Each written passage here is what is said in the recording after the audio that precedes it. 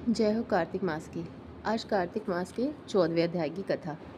नारद जी बोले, हे राजन, तब उसको इस प्रकार धर्म पूर्वक धर्म कर राज्य करते देख कर देवता शुद्ध हो गए।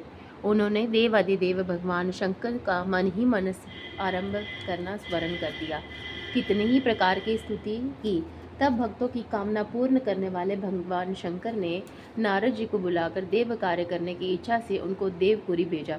शंकर भक्त नारद भगवान शंकर की आज्ञा से देवपुरी में गए।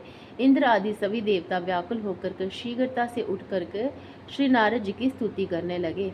उत्कंठा भरी दृष्टि से सब नारद जी की ओर देखा, अपने सब दुख को कहकर उन्हें नाश करने की प्रार्थना की। नारद जी ने कहा, मैं सब कुछ जानता हूँ, इसके लिए अब मैं दैत्यराज जलंधर के पास जा रहा हूँ। ऐसा कहकर और देवताओं को आश्वासित करके श्री नारद जी जलंधर की सभा में आए।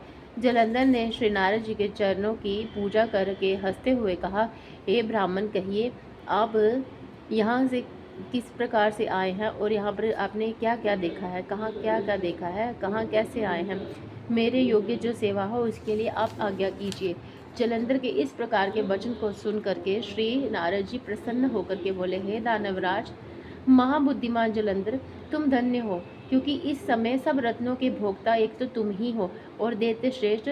अब आप मेरे आगमन का कारण सुनिए कि जिसके लिए मैं आज यहाँ आया हूँ। हे दैत्यराज, मैं स्वेच्छा से कैलाश पर्वत पर गया था, जहाँ 10,000 योजनों के कल्प वृक्ष का वन है। वहाँ पर मैंने सैकड़ों कामधेनु को विचरते हुए देखा और ये देखा कि वह वन चिंतामणि से प्रकाशित परम दिव्य अद्भुत और वह स्वर्णमय है। मैंने वहाँ पार्वती के साथ स्थित शंकर को भी देखा, तो सर्वांग सुंदरी गौर वर्ण त्रिनेत्र और मस्तक पर चंद्रमा धारण किए हुए है। ये देखकर मुझे बड़ा आश्चर्य हुआ कि इनके समान समृद्धशाली त्रिलोकी में कोई है या नहीं। हे देवेंद्र, उसी समय मुझे तुम्हारी भी समृद्धि का स्मरण हो आया और उसे देखने की इच्छा से मैं तुम्हारे पास चला आया हूँ। ये सुनकर जलंधर को बड़ा हर्ष हुआ। उसने श्री नारद जी को अपनी सब समृद्धि दिखला दी। उसे देख देवताओं का कार्य करने की इच्छुक शिव प्रेरित श्री नारद जी ने जलंधर को बड़ी प्रशंसा की और कहा, निश्चय ही तुम त्रिलोकपति होने के योग्य थे, लेकिन तुम्हारे लिए ऐसा होना कोई विचित्र बात नहीं है।